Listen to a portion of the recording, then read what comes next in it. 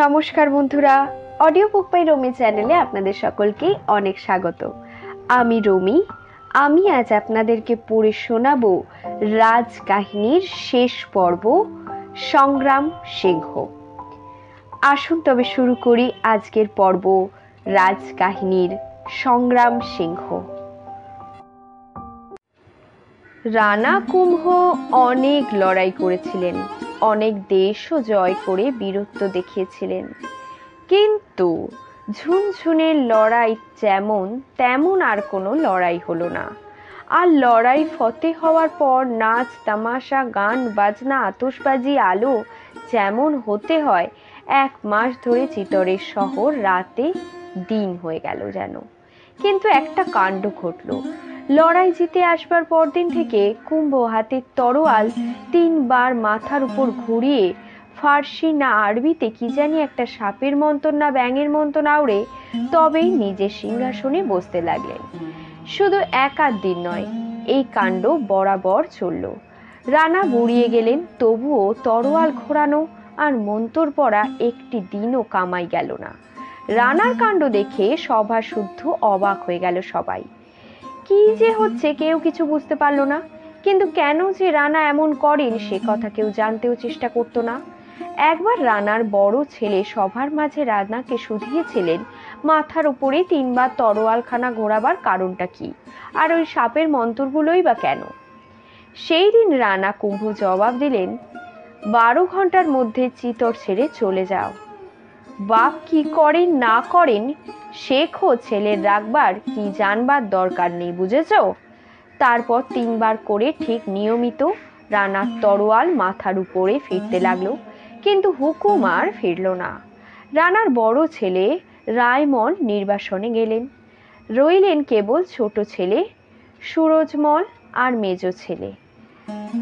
তার নাম রাজস্থানে কেউ এখনো করে না, ঘাতি রাও, হাতিয়ারো, এমনি নানান নামে সেই লোকটাকেই সবাই জানে। এই ঘাতিরাও বিষ খাইয়ে বুড়ো রানা কুম্ভকে মেরে চিতরের সিংহাসনে বসলো। রাজপুত প্রজারা এই ভীষণ ঘটনায় একেবারে খাপ্পা হয়ে খুনের শোধ খুনই ঠিক করে স্থির করলো রায়মলকে আবার সিংহাসনে দেবার ফন্দি করবে। দিল্লিতে তখন প্রথম পাঠান সুলতান বহলোদি, তার সঙ্গে ঘাতিরাও কুটুম্বিতা করে নিজের মেয়ের সঙ্গে সুলতানের বিয়ে দেওয়ার ফন্দি করলো। খুব শক্ত হয়ে চিতরের সিংহাসনে বসে থাকার মতলব করছে সে। এমন সময় ইদর রাজ্য থেকে রায়মলকে রাজপুত সর্দারেরা খুঁজে বার করলেন। ঘাতিরাও বড় বড় সর্দারদের বড় বড় জমিদারির লোভ দিয়েও নিজের দলে টানতে পারলেন না। যে নিজের বাপকে খুন করতে পারে, রাজপুতের মেয়েকে পাঠানের বেগম করে দিতে চায়, তার দলে কোনো রাজপুতই থাকতে পারে না। ঘাতিরাও কাজের গতি খারাপ দেখে একদিন রাতারাতি সুলতানের দরবারে গিয়ে মেয়ের বিয়ের সব পাকা কথা বলে চুপি চুপি আবার চিতরে এসে বসবাসের মতলব করল। এই সময় সে একা আসছিল ঘোড়া ছুটিয়ে।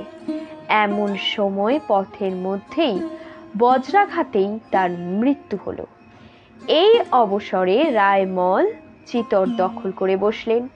সুলতান বহলদ লোদি চিতরের রাজকুমারীকে বিয়ে করতে এসে দেখলেন 52,000 সওয়ার আগে, 11,000 পাইক সঙ্গে। রায়বাগের মতন রায়মল তাকে ধরবার জন্য পাহাড়ের উপর বসে আছেন। পাঠান সুলতান বিয়ে করতে এসেছিলেন বর সেজে। কিংখাবের লুঙ্গি কোমরে জড়িয়ে জরির লেপেটা ফেলে চাম্পার দিলেন যেখান থেকে এসেছিলেন সেই দিল্লিতে। রায়মল তার 3 ছেলে সঙ্গে নিয়ে পৃথ্বীরাজ, জয়মল আর একটি মাত্র ছোট্ট ভাই সুরজমল, এই 4 জনকে নিয়ে চিতরের বশে রাজত্ব করতে থাকলেন এক নাগাড়ে। সেই সময় একদিন, তখন রানা হয়ে গেছেন বুড়ো, ছেলেরা হয়েছে বড়, দেশে রয়েছে শান্তি আর সুখে রয়েছে রাজপ্রজা সবাই। তখন প্রচন্ড গরমকালে দুপুর বেলায় বাইরে আগুনের হাওয়া। বুড়ো রানাজি ভীম তালওয়ান মাঝখানে জলের উপরে শ্বেত পাথরের তাওখামে আরাম করছিলেন। রাজকুমার 3 জন ছোট খুড়ো সুরজমলের বাগান বাড়িতে আড্ডায় ব্যস্ত। তাস খেলছে, দাবা খেলছে, গোলাপ জলে ভিজানো খসখসের পাখা। এমনি সময়ে নানান কুড়েমি ও আয়েশির সাজ সরঞ্জামের মাঝে বসে এই গল্প সেই গল্প চলছে।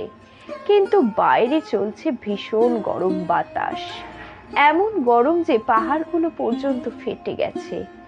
ঘরের মধ্যে কারের দেয়ালগুলো তখনও তাপ উঠছে। কাজেই মধ্যে রাজকুমারেরা ঠান্ডা হতে চাইলেও বেশিক্ষণ ঠান্ডা থাকছেন না। এ কথায় সে কথায় মধ্যে কে কেমন বীর, কোন লড়াই কে ফতে করেছে, কার কোন কোন পরোয়ানা দখল করেছে, প্রজারা কার নামে কি বলে, এমনি নানা খুঁটিনাটি খিটিমিটি থেকে রাজসিংহাসনের উচিত মতন কে পেলে প্রজারা সুখী হবে, দেশের আলো ভালো হবে, এই তর্ক উঠল। রানার মেজ ছেলে পৃথ্বীরাজ যেমন সুপুরুষ তেমনই সাহসী। বড় ছেলের সঙ্গ দেখতে মোটেও রাজপুত্রের মতো নয়। সাদাসিধে ছোটখাটো মানুষটি, ধীর গম্ভীর, বড় বড় টানা টানা চোখ। ছোট ছেলে জয়মল কাঠখোট্টা, মোটা সোটা, যেন চোয়ারা গোছের। আর রানার ভাই সুরজমল খুব সুরুষ বা সুপুরুষ নন, খুব কদাকারও তিনি নন। অনেকটা বুড়ো রানার মতোই, নাক মুখ ছোট ছোট। তিন ভাই ভীষণ তর্ক বাঁধল এবার সিংহাসন নিয়ে। পৃথ্বীরাজ বললেন, প্রজাদের হাতে যদি রাজা বেছে নেওয়ার ভার পড়ে দেখে নিও, আমাকেই রাজপুতেরা রাজা করবে। জয়মল তখন বলে উঠলেন, ওসব বুঝিনে, দেখছো তো এই হাতখানা, জোর যার মুলুক তার। সঙ্গ তিনি সবার বড়।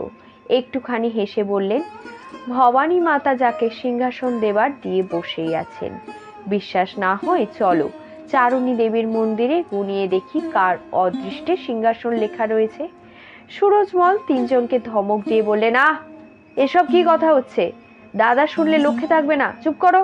হয়তো তোমাদের সঙ্গেই আমাকেও দেশছাড়া করবেন তিনি। সিংহাসন নিয়ে নাড়াচাড়া কেন বাপু? এ কি শতরঞ্জ না দাবা খেলা পেলে তোমরা, যে এখনই রাজা উজির মারছো? হ্যাঁ, নাও একটু গোলাপ জল মাথায় দাও দেখি, ঠান্ডা হও ঠান্ডা হও। থাক এসব কথা, থাক। কিন্তু বাইরে গরম তখন রাজকুমারদের মগজে চড়ে গেছে। ঠান্ডা কে হবে? সবাই উঠল বলে, চলো খুড়ো, থাক এখন ঠান্ডা হাওয়া, চলো চারুণীর কাছে গিয়ে গনিয়ে আসি, আজই ঠিক করব সিংহাসনটি কার পাওনা। বুদ্ধিমান সুরজমল দেখেন বিপদ, গেলে রাগেন দাদা, না গেলে রাগেন দাদা তিন এই পুত্তুর। তার মধ্যে একজন আবার গুন্ডা টাইপের, আর একজন বেজায় সাহসী। কাজেই সুরজমল চললেন বলতে বলতে, শেষে দেখছি রাজত্বটা আমারই হবে, তোমরা তিন ভাই হবে দেশ ছাড়া কালই দাদার হুকুমে, দেখো, নয়তো দুদিনের মধ্যে নিজেদের মধ্যেই তোমরা কাটাকাটি করে মরবে, বাকি থাকবো আমি রাজ্যের ভোগ ভুগতে, বুঝলে? পৃথ্বীরাজ তখন বললেন, সেই জন্যই তো তোমাকেও সঙ্গে নিচ্ছি আমরা, তোমারও কপালে কি আছে একটু দেখতে চাই। সুরজমল নিজের আর তিন ভাইয়ের কপালে এইবার টোকা মেরে বললেন, গুনে দেখার প্রয়োজন নেই, আওয়াজেই বুঝছি সব একেবারে ফোপরা। উদয়পুর থেকে 5 ক্রোশ হবে নাহারা মুংরা, সেইখানে এক পাহাড়ে থাকে ব্যাঘ্র মেরু, তারই উপরেই থাকেন চারুণী মন্দিরের সিদ্ধিকারী যোগিনী। পাহাড়ের অন্ধকার গুহার মধ্যে দেবীর দেউল। রাজপুত্রেরা দুরন্ত গরমে ঘোড়া ছুটিয়ে যখন মন্দিরে উপস্থিত হলেন, তখন সন্ধ্যা পূজার জোগাড় করছেন সিদ্ধিকারী বাইরে। মন্দির তখন খালি।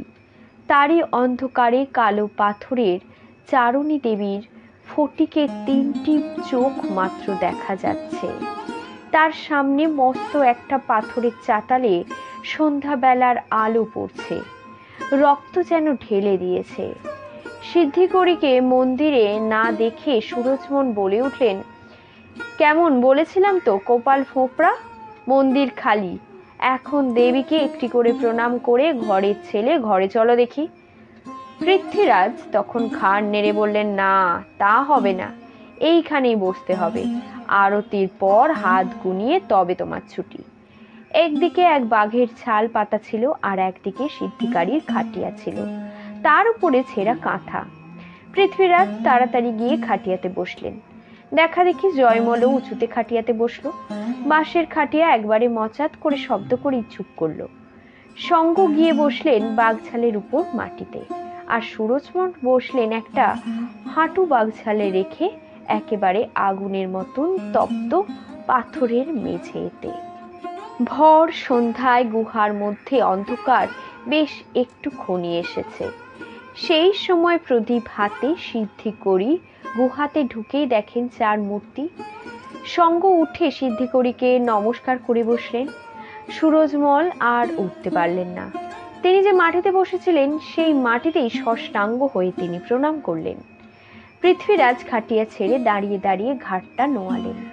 হাত দুটো কপালের উপর উঠে আবার নেমে গেল। আর জয়মলটাও উঠল না, নমস্কারও দিল না। বসে বসেই বললে, মাতাজি, গণনা করে বলুন তো আমাদের মধ্যে কার কপালে চিতরের সিংহাসনটা রয়েছে? সিদ্ধি করি তখন কোনো উত্তর না দিয়ে কেবল নিজের কপালে হাত বোলাতে লাগলেন, আর গেরুয়া কাপড়ের খুঁট মুখ মুছতে থাকলেন। এই দেখে পৃথ্বীরাজ বলে উঠলেন, ভাবেন কি? বড় জরুরি কথা, বেশ করে ভেবে চিনতে গণনা করে উত্তর দেবেন। সঙ্গ বললেন, আগে চারণীর পুজোটা ওকে সেরে নিতে দাও, তারপরে এসব কথা। সেই ভালো বলে সিদ্ধি করি পুজোয় বসলেন।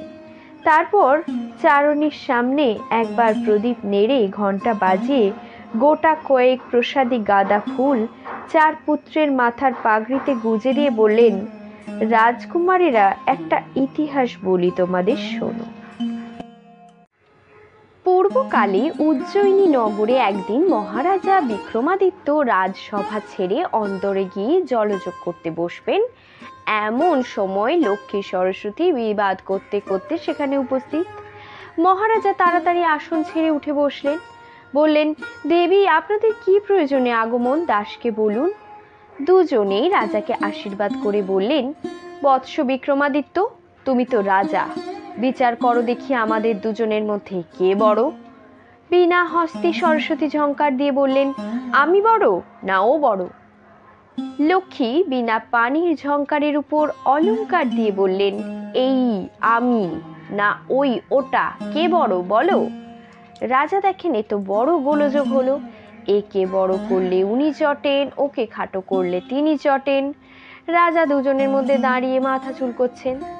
এই দেখে বিক্রমাদিত্যের ছোট রানী বলে উঠলেন, মা ঠাকুরন, দেবীরা, রাজাকে কিছু খেয়ে নিতে দিন। সারাদিন বিচার করে করে ওর এখন মাথা ঠিক নেই, বুঝলেন? সুবিচারও কেমন করে করবে? আজকের রাতটা ওকে একটু ভেবে ঠিক করে নিতে দিন, কাল রাজসভায় ঠিক বিচার হয়ে যাবে, দেখবেন। রাজা বললেন, এ পরামর্শ মন্দ নয়, কঠিন সমস্যা, একটু সময় পেলে সব আমি ঠিক করতে পারবো। দেবীরা তখন বিদায় হলেন। রাজা জলযোগে বসে ছোট রানীকে বললেন, দেবীদের তো আজকের মতন বিদায় করলে, কিন্তু কালকের বিচারটা কি হবে কিছু ঠাউরেছ? রানী তখন ভ্রুকুটি করে বললেন, হ্যাঁ, বিচার আমি কি জানি? হ্যাঁ, তোমার সভায় নবরত্নেদের মধ্যে কেউ পণ্ডিত, কেউ কবি, কেউ মন্ত্রী, আবার কেউ যন্ত্রী, তাদের শুধাও না গিয়ে। রাজা মাথা চুলকোতে চুলকোতে সভায় প্রস্থান করলেন। সভার মধ্যে নবরত্ন হাজির।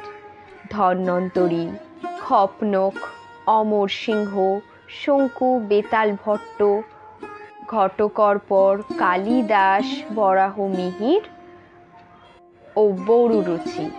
রাজার প্রশ্ন শুনে তিনজনেই মাথা চুলকোতে আরম্ভ করলেন। রাত্রি 2 প্রহর বাজলো, কিছুই মীমাংসা হলো না। দুই দেবীর বিচার কি হিসাব করা যায়? সরস্বতীকে বড় বললে চটেন লক্ষ্মী, রাজ্যপাট সব তখন যাবে, নবরত্নের মাসোহারাও তখন বন্ধ হয়ে যাবে। আবার যদি বলা যায় সরস্বতী ছোট, লক্ষ্মী বড়, তবে বিদ্যে পালায়, বুদ্ধি পালায়, কালিদাসের কবিতা লেখা হবে বন্ধ, ধন্বন্তরীর চরক সংহিতা, বরাহ মিহিরের পুঁজি পুঁথি, খনার বচন সবই তখন মাটি হবে। রাজাই বা কি বুদ্ধি দিয়ে তখন রাজ্য চালাবেন? হিসাব দেখবেন না বিচার করবেন? বিক্রমাদিত্যের তখন ভীষণ ভাবিত হয়ে অন্তরে এসে বিছানায় নিয়ে নিলেন। রানী দেখেন রাজার নিদ্রা নেই, কেবল এপাশ ওপাশ করছেন, যেন শয্যা কণ্টক হয়েছে তার। তারপর হঠাৎই মাঝখান থেকে পৃথ্বীরাজ বলে উঠলেন, ও গপ্প তো আমরা জানি। দুই দেবীর একজন এসে বলেছিল স্বর্ণ সিংহাসনে, অন্যজন বসেছিলেন রূপোর খাটে। ছোট বড় বিচার আপনি হয়েছিল তো জানি। গল্প থাক, এখন দেখি, বলুন তো আপনি বিচার করে আমাদের মধ্যে রাজা কে হবে? সিদ্ধি করি তখন একবার চারজনের দিকে চেয়ে বললেন, রাজকুমার, তোমরা নিজেই নিজেদের বিচার শেষ করে বসে আছো দেখছি। সঙ্গ যিনি বসে আছেন বাঘছালের বীরসনে, উনি ঠিক রাজার উপযুক্ত জায়গায় রয়েছেন, রাজেশ্বর। সুরজমল রয়েছেন মাটিতে, সঙ্গের কাছেই মাটিতে, কাজেই দেখা যাচ্ছে জমিতে ওর দখল রয়েছে। সিংহাসনের খুব কাছাকাছি উনিই থাকবেন, হয় মন্ত্রী, নয় সর্দার, নয় জমিদার। আর পৃথ্বীরাজ জয়মল, তোমরা বসেছ সন্ন্যাসিনী যে আমি, আমাদের আসনে ছেঁড়া কাঁথায়। কাজেই ছেঁড়া কাঁথায় শুয়ে রাজ্যের স্বপ্ন দেখা ছেড়ে তোমাদের অদৃষ্টে আর কিছুই নেই, বুঝেছ? এই কথা বলেই সিদ্ধি করি গুহার অন্ধকারের মধ্যে চলে গেলেন। চার রাজকুমারের চোখ বাঘের মতন কটমট করে এর ওর দিকে চাইতে থাকলো। সর্বপ্রথম সুরজমলের কথা বললেন, তাহলে তাহলে সিংহাসন কার এখানে স্থির হয়ে যাক আজই, বলেই পৃথ্বীরাজ তরোয়াল খুলে সঙ্গকে আক্রমণ করলেন। সঙ্গ ছুটে গুহার বাইরে যাবেন, তরোয়ালের কোপ পড়ল তার চোখের উপর। চারুণী দেবীর সামনে ভাইয়ের হাতেই ভাইয়ের রক্তপাত ঘটল। সঙ্গ প্রাণ ভয়ে ঘোড়া ছুটিয়ে অন্ধকারের মধ্যেই অদৃশ্য হয়ে গেলেন। একদিকে গেলেন সুরজমল, পৃথ্বীরাজ জয়মল গেলেন আর অন্যদিকে।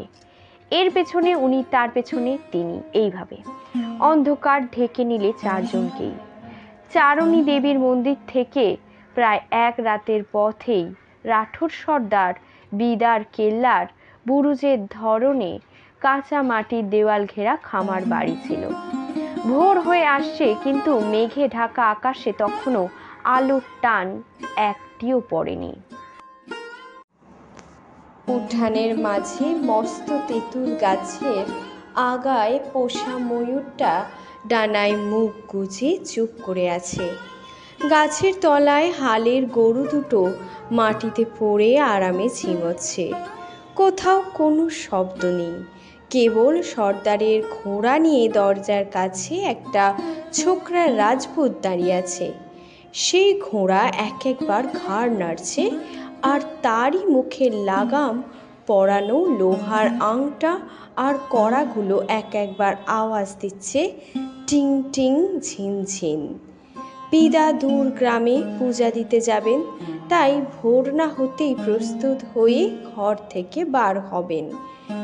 এমন সময় দূরে অন্ধকারের মধ্যে ঘোড়ার পায়ের শব্দ শোনা গেল। কে যেন তেজে ঘোড়া ছুটিয়ে আসছে। দেখতে দেখতে রক্তমাখা রাজকুমার সঙ্গ রক্ষা করো বলে বিদার দরজায় এসে ধাক্কা দিলেন। তার একটি চোখের উপরে তরোয়ালের চোট পড়েছে, শরীরও অস্ত্রে ক্ষত বিক্ষত। বিদা তাড়াতাড়ি দরজা খুলে রাজপুত্রকে দেখে বলে উঠলেন, এ কি এমন দশা আপনার কে করলো? সঙ্গ দু কথায় তাদেরকে সবটা বুঝিয়ে দিলেন। প্রাণ সংশয় পৃথ্বীরাজ আর সুরজমল দুজনেই অজ্ঞান হয়ে রাস্তার মাঝে পড়েছেন, কিন্তু জয়মল এখনও পিছনে তাড়া করে আসছে তাকে মারতে।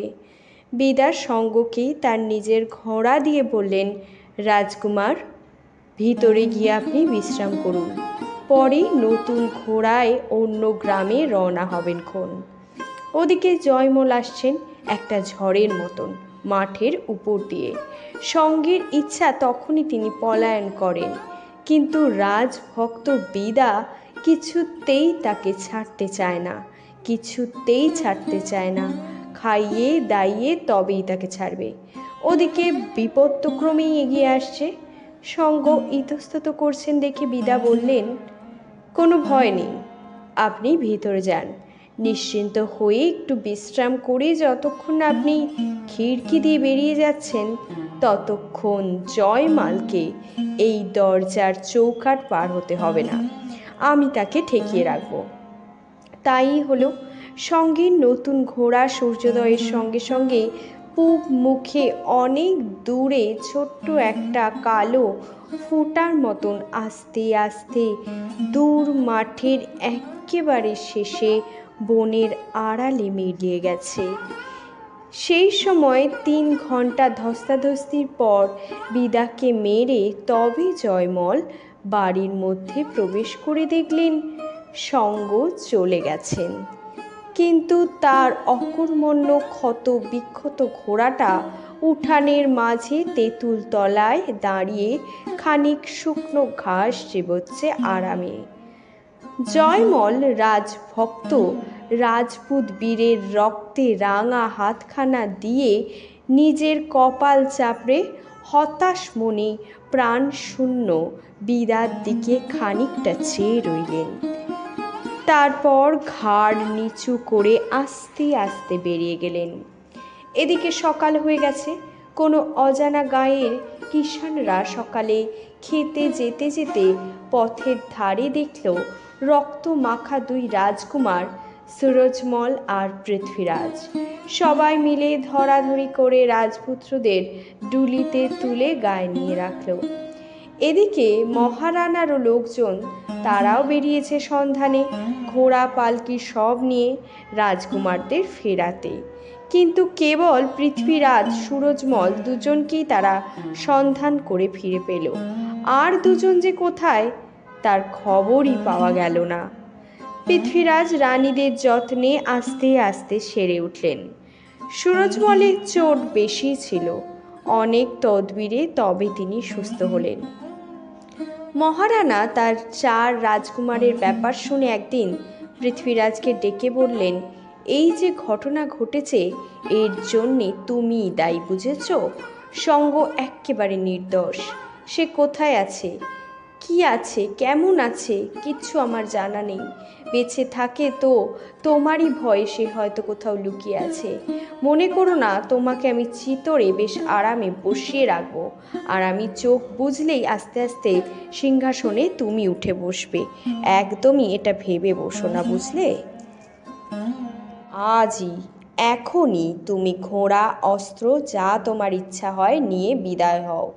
লড়াইতে চাও তো বড় ভাইয়ের সঙ্গে না লড়ে পারো তো রাজ্যের শত্রুদের জব্দ করগে যাও, তবে বুঝবো গিয়ে তুমি বীর। ছেলের উপরে হুকুম দিয়ে সুরজমলকে রানা ডেকে বললেন, তুমি সঙ্গকে বাঁচাতে চেয়েছিলে, সেই জন্য তোমাকে শাস্তি দেব না। আজ থেকে তুমি আমার আত্মীয় সংসদের ওখানে গিয়ে থাকো, চিতরমুখ হইও না। সুরজমল তো নির্বাসনে গেলেন। এখন পৃথ্বীরাজ বার হলেন চিতর ছেড়ে দিগ্বিজয়। তিনি জানতেন মহারানার কাছে যদি কখনো ক্ষমা পান তো সে শুধুমাত্র বীরত্ব দেখিয়ে মেবারের শত্রুদের শাসন করে তবেই। রানা রাগলেও প্রজারা পৃথ্বীরাজকে কিন্তু সত্যিই ভালোবাসত, কাজেই তাকে একেবারে একলা পড়তে হলো না। 2-1 করে ক্রমে একটা ছোটখাটো দল তার সঙ্গে জুটল, যাদের কাজই হলো এখানে ওখানে লড়াই করে বেড়ানো। এমনি এদেশে সেদেশে দল নিয়ে ঘুরে ঘুরে বেড়াতে বেড়াতে পৃথ্বীরাজের যা কিছু টাকা কড়ি সম্বল ছিল সব গেল ফুরিয়ে। শেষে এমন দিন এলো যে দিনের খোরাকটাও জোটে না। এখন একটা ছোটখাটো রাজ্য জয় করে না বসতে পারলে আর উপায় নেই। এই অবস্থায় পৃথ্বীরাজ একদিন নিজের হাতের একটা মানিকের আংটি গদাওয়ালার কাছে এক জহুরির কাছে বাঁধা দিল, দিয়ে টাকা আনলো। এই উঝাই একদিন ওই আংটিটা পৃথ্বীরাজকে অনেক টাকায় বেচেছিল। আংটিতে দেখেই জহুরি তাড়াতাড়ি টাকা কড়ি নিয়ে যেখানে পৃথ্বীরাজ ছদ্মবেশে সামান্য লোকের মতন একটা সরাইখানায় দিন কাটাচ্ছিল সেইখানে উপস্থিত হয়ে বলল, এ কি দেখছি রাজকুমার, টাকার দরকার ছিল তা একটু লিখে পাঠালেই হতো, আংটিটা বাজারে দিয়ে কেন আপনি বদনাম করছেন বলুন তো? পৃথ্বীরাজ উঝাকে চুপি চুপি বসিয়ে বললেন, এই আংটিটি ছাড়া আমার কিন্তু এখন আর কোনো সম্বল নেই যে তোমার টাকা আমি ফেরত দেবো। তাছাড়া আংটিটি তো একদিন না একদিন পেটের দায়ে আমাকে বেচতেই হবে। আমার কতকগুলো সঙ্গী দেখছই তো, এদের শুকনো মুখে আধপেটা তো আমি রাখতে পারবো না, বলো? পৃথ্বীরাজের দুঃখের কাহিনী শুনে উঝার চোখে জল এলো। সেই তখন 2 হাত জোড়ো করে বললে, কুমার, এই নিন টাকা, আমি আংটি চাইনি, আমি আপনার প্রজা, মহারানার নুন আমি চিরকাল খাচ্ছি। পৃথ্বীরাজ উঝাকে তখন নিজের বুকে টেনে নিয়ে বললে, ভাই, আজ যেন তুমি আমার প্রাণ বাঁচালে, কিন্তু এরপরে কি হবে? উঝা পৃথ্বীরাজকে চুপি চুপি বললে, দেখুন, মিনা সর্দারের কাছ থেকে ছিনিয়ে নিয়ে এই দেশটা আপনি দখল করে বসুন দেখি। রাজ্যের একটা শত্রুও নাশ হবে, আপনারও তখন মান বাড়বে। পৃথ্বীরাজ ছদ্মবেশে সেই দিনই গিয়ে মিনা সর্দারের কাজে দল বল নিয়ে ভর্তি হলেন। রাজস্থানে মিনারা জঙ্গলি দুর্দান্ত জাত, লুটপাট করাই ছিল তাদের কাজ। এদের রাজা মিনারায় নাম দিয়ে সমস্ত গদাওয়ালাকে শাসন করতেন। মহারানাকে সে খুব তুচ্ছ করে। নদালা বলে একটা গ্রামে তার আড্ডা। পৃথ্বীরাজ তার 5টি সঙ্গী, যশ, সিন্ধিয়া, সঙ্গম দৈবী, অভয় আর জনহুকে নিয়ে এই দুর্দান্ত মিনাকে জব্দ করার মতলব করলেন। আহিরিয়া পরব রাজস্থানের একটা মস্ত আনন্দের দিন। সেই দিন চাকর মনিব সব এক হয়ে শিকার, বনভোজন, এমনকি নানা আমোদে দিনরাত মস্ত থাকে। সেই আনন্দের দিনে মিনারায় বড় বড় মিনাদের নিয়ে বনের মধ্যে যখন তাড়ি খেয়ে আনন্দ করছে, সেই সময় নিজের দল বল সমেত তাকে আক্রমণ করে তাদের ঘর দুয়ার জ্বালিয়ে ছাড়খাড় করে দিল।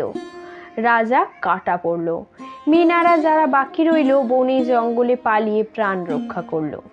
উঝাকে পৃথ্বীরাজ গদাওয়াড়ার শাসনকর্তা করে নিজের ধার সুধে আবার দিগ্বিজয়ে বার হলেন, রীতিমতন ফৌজ আর সঙ্গে রসদ নিয়ে। এদিকে জয়মল, তিনি ঘুরতে ঘুরতে বেদনর গিয়ে হাজির হলো।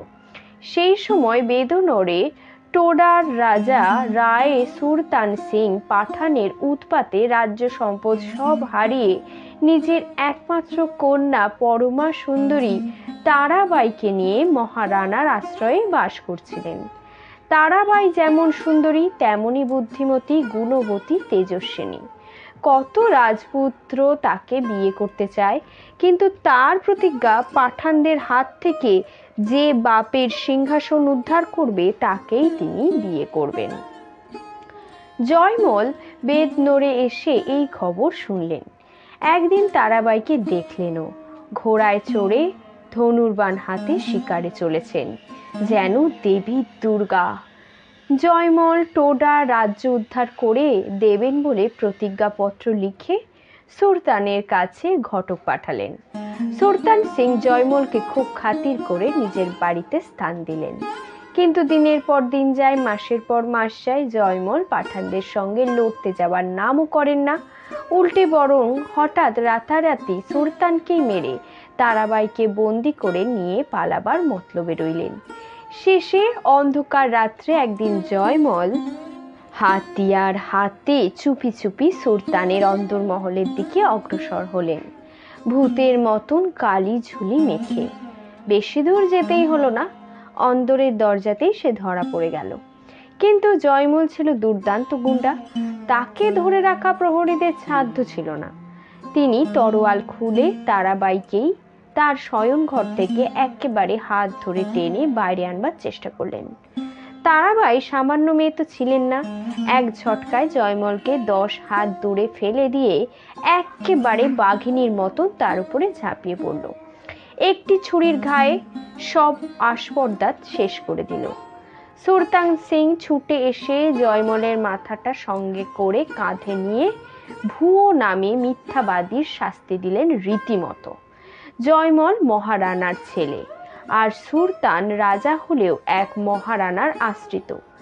কাজেই চিতরে যখন খবর পৌঁছল, তখন সবাই ভাবলে এইবার বোধহয় সুলতান গেলেন।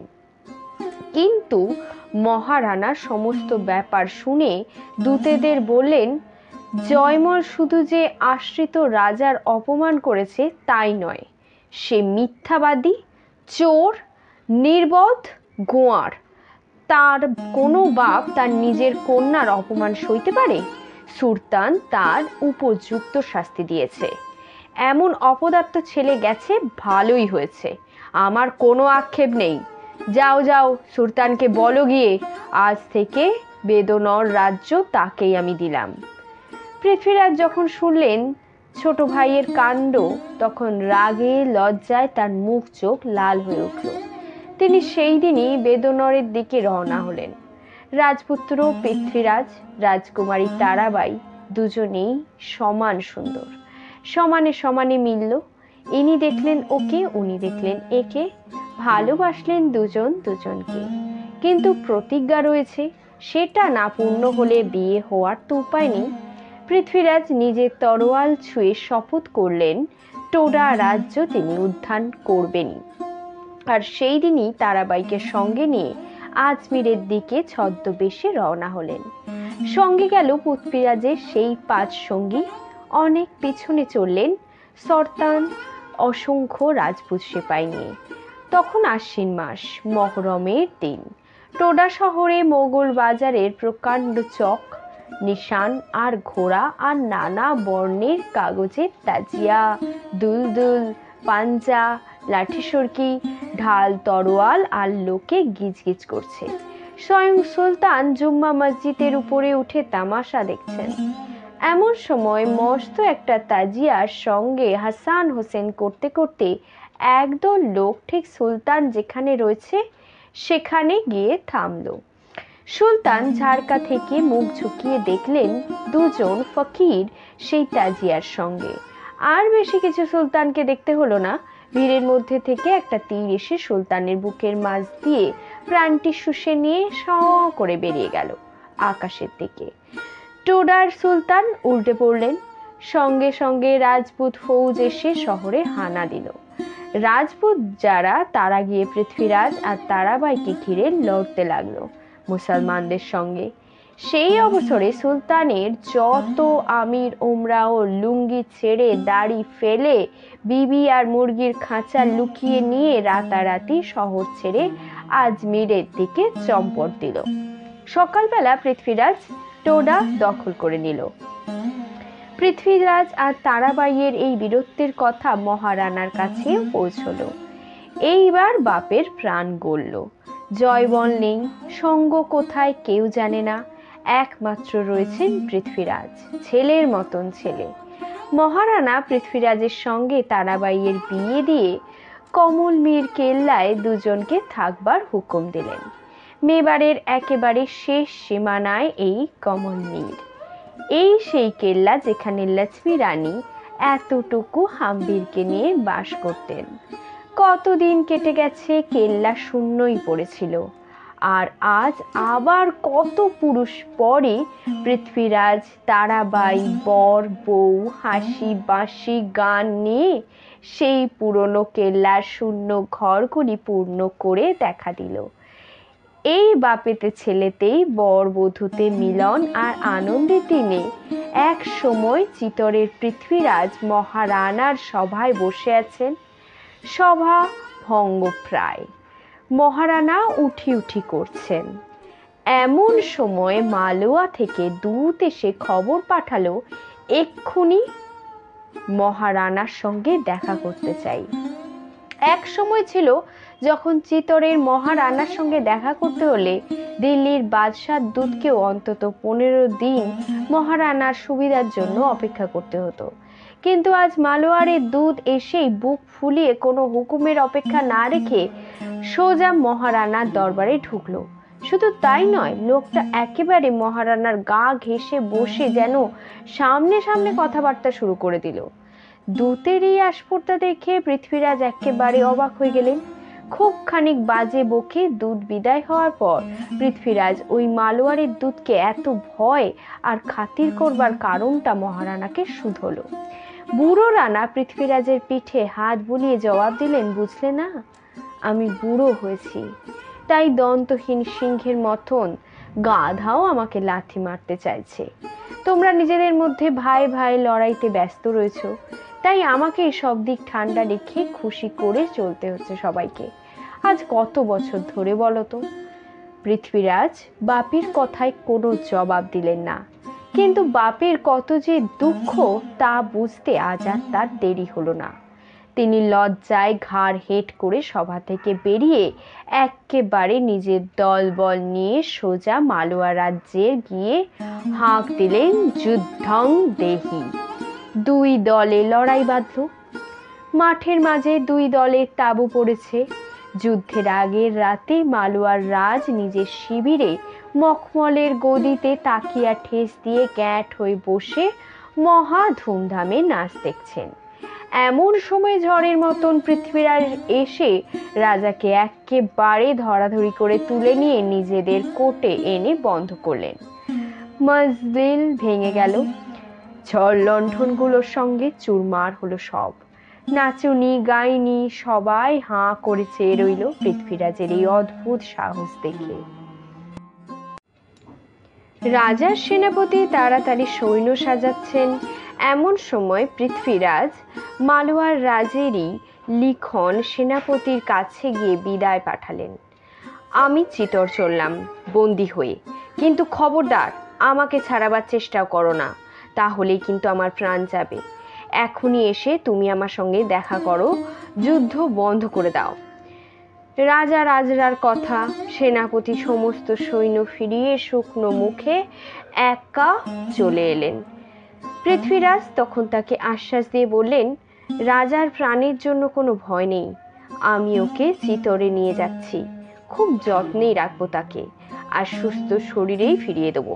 তোমাদের রাজার সেই হামবোড়া দুধটাকেও ফিরিয়ে পাবে। মহারানা দুধ কেউ চান না, বন্দি কেউ নয়, কেবল মালওয়ারের কাছ থেকে যে নমস্কারটা তার প্রাপ্য তাই তিনি আমাকে আনতে হুকুম দিয়েছেন।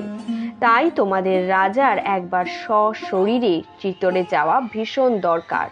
কিন্তু এখান থেকে কিংবা পথের থেকে যদি রাজাকে ছিনিয়ে নিতে চেষ্টা করো, তবে ওই রাজার ধরটিও ফিরে পাবে না, বুঝেছো? মাথাটি গিয়ে পড়বে চিতরের মহারানার সিংহাসনের নিচেই, পা রাখবার পিঁড়িখানি ঠিক সামনেই পড়বে সেটা। মহারানা তখন সভায় বসে আছেন। পৃথ্বীরাজ মালওয়ার রাজকে বন্দি অবস্থায় নিয়ে উপস্থিত করলেন। সবাই দেখে অবাক হয়ে গেল। সেই সময় একজন পৃথ্বীরাজের চর দূতের ঘাড় ধরে এনে বললে, শিখে নাও মহারানার সঙ্গে কেমন করে কথা বলতে হয়, তোমার নিজের দেশের রাজার কাছ থেকেই শেখো। দূত থরহরি কাঁপতে লাগলো, তার কপাল বেয়ে কাল ঘাম ছুটলো। মহারানা ব্যাপার বুঝে খুব খাতির করে মালওয়ার রাজকে নিজের কাছে বসালেন। তারপর কিছুদিন চিতরে আরামে থাকার পর মালওয়ার রাজা আর রাজদূত দুজনেই ছুটি পেয়ে দেশে চলে গেলেন। এই ঘটনার কিছুদিন পর রানার আত্মীয় সাংসদদের আর সুরজমল দুজনেই মিলে হঠাৎ বিদ্রোহী হয়ে উঠলেন। পৃথ্বীরাজ তখন অনেক দূরে কমলমিরে। সাওয়ার খবর নিয়ে সেদিন ছুটল। মহারানা দল বল নিয়ে চটপট লড়াইয়ে বেরিয়ে গেলেন। সাদরি, বটেয়া, নাই আর নিমচ এর মধ্যে যত পরগনা সমস্ত দখল করে চিতরের খুব কাছেই গাভীরি নদীর ওপারে সুরজমল এসে দেখা দিলেন প্রকাণ্ড ফৌজ নিয়ে। ভীষণ যুদ্ধ বাঁধল। রানার ফৌজ ক্রমেই হটতে লাগলো। সন্ধে প্রায় হয় 22টা অস্তরের ঘা খেয়ে মহারানা দুর্বল হয়ে পড়েছেন। সুরজমলের সৈন্যরা নদীর ওপারটা দখল করেছে। বিদ্রোহীদের আর ঠেকিয়ে রাখা চলে না। এমন সময় 1000 রাজপুত নিয়ে পৃথ্বীরাজ এসে পড়লেন। যুদ্ধ সেদিনের মতন তখন স্থগিত হইল। দুই দলের লড়াই বন্ধ রেখে যে যার তাঁবুতে বিশ্রাম করছে। মাঠের দিকে দিকে মশাল আর ধুনি জ্বলছে। সারা দিন পর সুরজমল অনেকগুলো অস্ত্রের চট খেয়ে নাপিত ডেকে কাটা ঘাগুলো ধুয়ে পুছে পাট্টি বেঁধে একটু বিশ্রামের চেষ্টায় আছেন। এমন সময় হঠাৎ সামনে পৃথ্বীরাজকে দেখে সুরজমল খাটিয়া ছেড়ে এমন বেগে দাঁড়িয়ে উঠলেন যে তার বুকের বাঁধা কাপড়ের ফেটিটা ছিঁড়ে ঘা দিয়ে রক্ত ছুটল। পৃথ্বীরাজ তাড়াতাড়ি খুড়োকে ধরে খাটিয়ায় শুইয়ে দিয়ে বললেন, ভয় নেই, কেমন আছো তুমি তাই জানতে এলাম শুধু। সুরজমল একটু হেসে বললেন, হঠাৎ তুমি এসে পড়ায় একটু ব্যস্ত হয়ে পড়েছিলাম, যা হোক, অনেকদিন পর তোমাকে দেখে বেশ খুশিই হলাম। মহারানার সঙ্গে সাক্ষাৎ করনি তুমি? পৃথ্বীরাজও হেসে বললেন, কমল মিরে তোমার খবর পেয়ে ছুটে এসেছি। বাবার সঙ্গে এখনো দেখা হয়নি। এই সময় এক দাসী সোনার থালার খাবার নিয়ে হাজির হলো। সুরজমল বললেন, আরে দেখছিস নে কে এসেছে, যা দৌড়ে আর এক থালা খাবার নিয়ে আয়, যা। দাসী এদিক ওদিক চাইছে দেখে সুরজমল বললেন, বুঝেছি, সারংদেব এই থালার বই আর কিছুই পাঠায়নি, তাই তো? খুড়ো ভাইপোতে আজ তাহলে এক থালাতেই খাবো। শুনেই পৃথ্বীরাজ একটা মিষ্টি মুখে তুলে বললেন, সারা দিনে শত্রুতা, হাসি, গল্প, খাওয়া দাওয়ার চোটে সবই যেন পালিয়ে গেল। বিদায়ের সময় পৃথ্বীরাজ খুড়োকে বললেন, আমাদের পুরনো ঝগড়াটা তাহলে আজ তোলা থাক, বুঝলে? কাল সকালেই কারা শেষ করা যাবে, কি বলো? সুরজমল হেসে বললেন, বেশ, আজকের মতো একটু ঘুমিয়ে নেওয়া যাক, কি বল? কিন্তু কাল খুব সকালেই আমি তৈরি থাকবো, মনে রাখ। তারপর দিনের লড়াইয়ে বিদ্রোহীদের পৃথ্বীরাজ হারিয়েই দিলেন। সুরজমল সারংদেবকে নিয়ে পালিয়ে চলে। পৃথ্বীরাজও তাদের পিছনে তাড়িয়ে চললেন, একটার পর একটা পরগনা বিদ্রোহীদের হাত থেকে আবার জয় করতে করতে। শেষে সুরজমলের একটুও দাঁড়াবার স্থান রইল না। সারংদেবের রাজ্যটা পর্যন্ত পৃথ্বীরাজ দখল করে নিল। দুই বিদ্রোহী তখন স্ত্রী, পুত্র, পরিবার নিয়ে নিমচের জঙ্গলে বড় বড় গাছের গুড়ি আর ডালপালা নিয়ে খুব মজবুত রকমের বরজ বানিয়ে তার মধ্যেই লুকিয়ে রইল। একদিন সুরজমল নিশ্চিন্ত মনে বসে গল্পগুজব করছে। দুপুরবেলা বাইরে বনের মধ্যেটা শুনশান। কোনোখানে ঘন পাতার আড়ালে বসে দুটো নীল পায়রা কেবলই বকম বকম করছে। এমন সময় বাঘ যেমন চুপিসারে এসে হঠাৎ শিকারীর ঘাড়ে ঝাঁপিয়ে পড়ে, তেমনি পৃথ্বীরাজ ঘরের বেড়া ডিঙিয়ে একেবারে সুরজমলকে চেপে ধরলেন। দুজনে ভীষণ ধস্তাধস্তি চলল। পৃথ্বীরাজ খুড়োকে কাবু করেছেন। এমন সময় সারংদেব দুজনের মাঝে পড়ে পৃথ্বীরাজকে ঠান্ডা করে বললেন, করো কি, দেখছো না তোমার খুড়োর কি অবস্থা, কিরকম কাহিল, এক চড়ে উল্টে পড়েন, দাও, ছেড়ে দাও বেচারাকে। সারংদেবের মোড়লি সুরজমলের মোটেই ভালো লাগলো না। তিনি বুক ফুলিয়ে বললেন, দেখো সারংদেব, যে চাপড়টার কথা বললে সে চাপড়টা এখন আমার এই ভাইপোর হাত থেকে এলে আমি কাবু হব বটে, কিন্তু তোমাদের কারোর হাত থেকে এলে এই কাহিল শরীরেও কিন্তু আমি শক্ত হয়ে দাঁড়াবো, আর এক চাপড়ের বদলে তোমার নাকে না আমি 10টা ঘুষি বসিয়ে দেবো, বুঝেছ? সরে দাঁড়াও, লড়তে দাও আমার খুড়ো ভাইপোতে। মিটমাট করতে হয় তো আমরাই করব, বুঝেছো? এটা আমাদের ব্যাপার। সুরজমলের তেজ দেখে পৃথ্বীরাজ তো অবাকই হয়ে গেলেন। সারংদেব রেবে কটমট করে চাইতেই বেরিয়ে গেলেন। ঝনাত করে সুরজমল নিজের তলোয়ারের খাপে বন্ধ করে বললেন, দেখ পৃথ্বীরাজ, তোমাতে আমাতে লড়াই, এতে আমি মরি তোমার হাতে, তাতে আমার কোনো দুঃখও নেই, কোনো ক্ষতিও নেই। ছেলে দুটো আমাদের উপযুক্ত হয়েছে, কিছু না জোটে তো মহারাজার ফৌজে গিয়ে আমি ভর্তি হব, তবুও তোমাদের বিরুদ্ধে আমার মতো তারা অস্ত্র ধরবে না, বুঝেছো? কিন্তু তুমি যদি আমার হাতে মরো, তবে শুধু যে আমার লজ্জা তা নয়, দুঃখ, আমার বড় দুঃখ হবে তাতে। দাদার পরে তুমি না থাকলে চিতরের দশাটা কি হবে ভেবেছো? আমি লড়বো না, ছেড়ে দাও। ইচ্ছা হয় তুমি আমাকে মেরে ফেলো, কিন্তু বন্দি করে আমায় নিয়ে যাবে, এটা হবে না। সুরজমল যে চিতরের সঙ্গে প্রাণে প্রাণে এক, তা বুঝতে তখন পৃথ্বীরাজের আর দেরি হলো না। তরোয়াল বন্ধ করে তিনি তখন খুড়োকে প্রণাম করলেন। সুরজমল ভাইপোকে বুকে জড়িয়ে ধরে বললেন, এত দিনে আমার অদৃষ্টের লিখনটা একটু ফলল, তোমার হৃদয় সিংহাসনের খুব কাছেই যে আমি এলাম পৃথ্বীরাজ। এখন বাকি শুধু যে মাটিতে জন্মেছি সেই মাটির এক টুকরোতে মাথা রেখে মরার ব্যবস্থা করে নেওয়া। পৃথ্বীরাজ তখন খুড়োর পাশে বসে সেই আগেকার মতন আবার হাসি মুখে শুধলেন, আমি আসবার আগে তুমি কি করছিলে খুড়ো? ছেলেদের রাজস্থানের ইতিহাস আর গল্প শুনিয়ে খানিক বাজে সময় কাটাচ্ছিলাম, বুঝলে, বলে খুড়ো হাসলেন। পৃথ্বীরাজ অবাক হয়ে বলেন, আমি তাড়া করে আসতে পারি জেনেও সেই জন্য সতর্ক না থেকে বেশ আরামে শুয়ে গল্প করছিলে বুঝি? সুরজমল তখন হেসে বললেন, লড়াই করা কি পালানো, এই দুটোই করবার পথ বন্ধ করে দিয়েছো তুমি। কাজেই ছেলেদের নিয়ে খোশ গল্প করে সময় কাটানো ছাড়া আর তো কিছুই করবার ছিল না আমার। পৃথ্বীরাজ শুনে বললেন, কেন? আমার সঙ্গে বাবার কাছে গিয়ে মাথা গোজবার জায়গাটা তো করে নিতে পারতে নাকি? সুরজমল খানি গম্ভীর হয়ে বললেন, আগে হলে যেতাম, কিন্তু এই বিদ্রোহের পর মাথা গোজবার জায়গা চিতরের বাইরে করে নেওয়াই ঠিক, বুঝেছ? আর তাহলে ওই ধর এবং মাথা দুটো নিয়ে কিছুদিন আরাম করা যেতে পারে। পৃথ্বীরাজ খানিক ভেবে বললেন, তা যেন হলো, কিন্তু মহারানাকে একটা মাথা না হাজির করে দিতে পারলে আমার যে মাথা হেট হবে, মাথা কাটাও যাবে, তার কি করি বলো তো? সুরজমল পৃথ্বীরাজের কানে কানে বললেন, সারংদেবের মাথাটা যদি কাজে লাগে তো নিয়ে যাও, ওর মাথার সঙ্গে ওর রাজ্যটাও হাতে আসবে। আমার মাথার সঙ্গে এই ছেঁড়া পাগড়িটা ছাড়া আর তো কিছুই পাচ্ছ না তুমি। বেশি সুখ্যাতি পাবে এই মাথাটা নিলেই, বুঝলে? পৃথ্বীরাজ তখন প্রস্তুত হয়ে উঠলেন, কিন্তু বড়জের মধ্যে সারংদেবকে কোথাও খুঁজে পাওয়া গেল না। তিনি চোখ রাঙিয়ে খুড়োকে বললেন, আমাকে ফাঁকি দিতে চাইছো না তো? সুরজমল খানিক ভেবে বললেন, এসো আমার সঙ্গে বাইরে, বড় মাথা না পাও ছোট মাথাই নিও, এই নাও। বনের মধ্যে খানিক এগিয়ে গিয়ে সুরজমল একটা ভাঙা মন্দির দেখিয়ে বললেন, দেখেছো মন্দিরটা?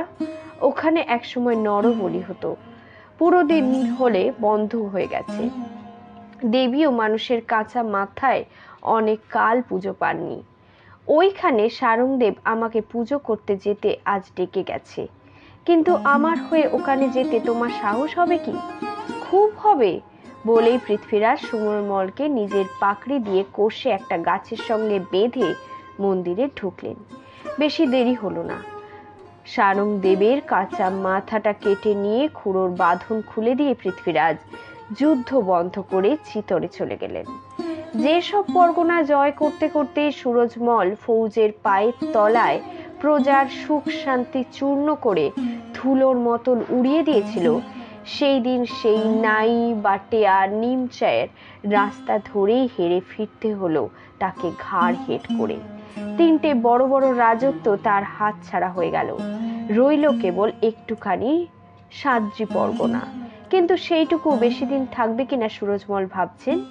এমন সময় একদিন দেখলেন গায়ের ধারে মন্দিরের সামনে একটি ডাল কুত্তা ছোট্ট ছাগলছানা শিকার করার চেষ্টা করতেই একটা রাম ছাগল তাকে ঢু মেরে তাড়িয়ে ছানাটা শুদ্ধ মন্দিরে গিয়ে সেধালো। কুকুরটা তখন মন্দিরের সামনে ঘেউ ঘেউ করে চেঁচাতে লাগলো, কিন্তু ভেতরে ঢুকবার সাহস করলো না। সুরজমল ঠিক করলেন এইখানেই নিরাপদে থাকা যাবে, এই মন্দির হবে আমার ঘর, কেল্লা সমস্তই। সেই দিন সুরজমল সন্ধ্রী থেকে কারিগর ডাকিয়ে সেই মন্দির ঘিরে ছোট্ট একটা কেল্লা তুললেন, আর চারিদিকে বাজার হাট বসালেন।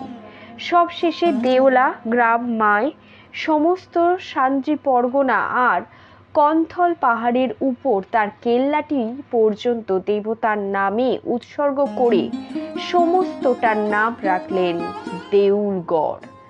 দেবতার কেল্লা, তার ওপর চড়াও হতে রানারও সাধ্য নেই। 60,000 বছর নরকের ভয় আছে।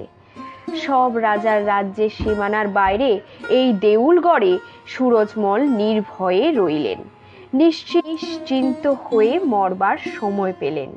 তার কপালের লিখন এমনি করেই ফলল, বুঝলে? জয়মল সুরজমল দুজনেই চিতরের সিংহাসন আর পৃথ্বীরাজ মাঝ থেকে সরে পড়লেন, রইলেন কেবল সঙ্গ। একদিন কমল মেরে পৃথ্বীরাজের চর এসে খবর দিলে সঙ্গ বেঁচে আছেন, শ্রীনগরের রাজার মেয়ের সঙ্গে তার বিয়ের উদ্যোগ হচ্ছে। পৃথ্বীরাজ তখনই নিজের দলবল নিয়ে সঙ্গকে জালে বাঁধার পরামর্শ করতে বসলেন, কিন্তু পৃথ্বীরাজের অদৃষ্ট বসেছিল না। সেই দিনে রাতে আলোতে অন্ধকারে সুখ দুঃখে মিলিয়ে যে বেড়া জাল পৃথ্বীরাজকে ধরবার জন্য বুনে চলেছিল, এতদিনে সেটা শেষ হলো। সকালে পৃথ্বীরাজ সেজে গুজে সঙ্গকে ধরবার জন্য বার হবেন, এমন সময় শ্রীহরি থেকে পৃথ্বীরাজের ছোট বোন এক পত্র পাঠালেন। সে অনেক দুঃখের কাহিনী। বিয়ে হয় অবধি তার স্বামী তাকে অপমান করছে, লাথি মারছে, ঘরের বার করে দিতে চাইছে। সে নেশাখোর, দুষ্ট এবং একেবারে নির্দয়। বাবা বুড়ো হয়েছেন, এখন দাদা এসে ওই অপমানের প্রতিশোধ না নিলে তার ছোট বোন এবার মারা যাবে। ছোট বোনের কান্না ভরা সেই চিঠি পড়ে পৃথ্বীরাজ চলেছিলেন শ্রীনগরে, বাইরের দিকে তরোয়াল উঁচিয়ে। কিন্তু যাওয়া আর হলো না। পৃথ্বীরাজের ঘোড়া ফিরল শিরোহীর মুখে, বোনকে রক্ষা করতে। অদৃষ্ট টেনে নিয়ে চলল পৃথ্বীরাজকে সঙ্গের দিক থেকে ঠিক উল্টো মুখে, অনেক দূরে। রাতের অন্ধকারে শয়ন ঘরের মেঝের ওপর রানার মেয়ে কেবলই চোখের জল ফেলছে। রানার দেওয়া সোনার খাটে শিরোহীর রাজা ভরপুর নেশায় নাক ডাকিয়ে ঘুমোচ্ছে। হঠাৎ সেই সময় পৃথ্বীরাজ ঘরে ঢুকে এক লাথিতে শিরোহীর রাজাটাকে ভুঁয়ে ফেলে দাড়ি চেপে ধরলেন। রানার মেয়ে পৃথ্বীরাজের তরোয়াল চেপে ধরলেন। দাদা, দাদা, থামো, ওকে প্রাণে মেরো না। পৃথ্বীরাজ রেগে বললেন, এত বড় সাহস তোর গায়ে হাত তোলে? জানি না তুই মহারানার মেয়ে? ওকে কুকুরের মতন চাবুক মেরে সিধে করতে হয়। শিরোহী তখন নেশা ছুটে গেছে। সে পৃথ্বীরাজের পা জড়িয়ে বললে, হ্যাঁ, এমন কাজ হবে না, হবে না রানা, ক্ষমা করো। পৃথ্বীরাজ তার ঘাড় ধরে দাঁড় করিয়ে বললেন, নে, আমার বোনের জুতো জোড়া মাথায় করে ওর কাছে ক্ষমা চা, তবে তুই রক্ষা পাবি। এ কথা আগে বললেই হতো। অত তাড়াতাড়ি জুতো জোড়া তুলে নেয় দেখে রানী বললেন, থাক থাক থাক, এবার হয়েছে, যাও এখন দাদা, জল টল খাইয়ে ঠান্ডা করো গে, আমায় একটু ঘুমোতে দাও। রানার জামাই খুব খাতির করে পৃথ্বীরাজকে বাইরে নিয়ে বসিয়ে সোনার রেকাবিতে শিরোহীর খাসা নাড়ু, গুটি কতক জল খেতে দিলেন। শিরোহীর খাসা নাড়ু অমন নাড়ু না কোথাও হয় না। পৃথ্বীরাজ তাই গোটা 4-5 মুখে ফেলে এক ঘটি জল খেয়ে ঘোড়া হাঁকিয়ে এবার কমল মেরে আপনার দল বলের সঙ্গে মিলিত হতে চলল। কমল মেরে আর তার পৌঁছতেই হলো না। শিরোহীর মাটিচুর, শিকো বিষ আর হিরে চুড়ে মেখে তার ভগ্নিপতি তাকে খেতে দিয়েছিল জুতো তোলার শোধ নিতে। তখন রাত কেটে সবে সকাল হচ্ছে। দূর থেকে কমল মেয়ের অস্পষ্ট দেখা যাচ্ছে। সেই সময় পৃথ্বীরাজ ঘোড়া থেকে ঘুরে পড়লেন রাস্তার ধুলোয়। কমল মেয়ের যেখানে তার তারা রানী একা রয়েছেন, সেই দিকে চেয়ে তার প্রাণ হঠাৎই বেরিয়ে গেল। দূরে দূরে, কত দূরে, সকালের আগুন বরণ আলোর মাঝে নীল আকাশের শুকতারার অস্তপথ ধরে।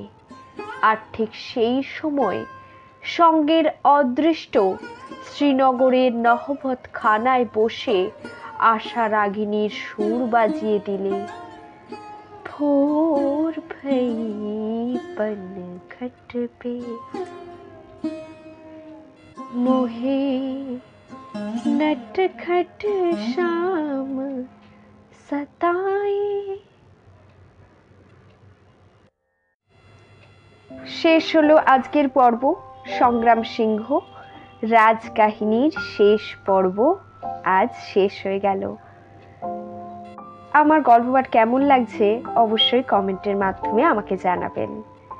খুব তাড়াতাড়ি আসছি স্বাধীনতা দিবস উপলক্ষে আনন্দ মঠ নিয়ে।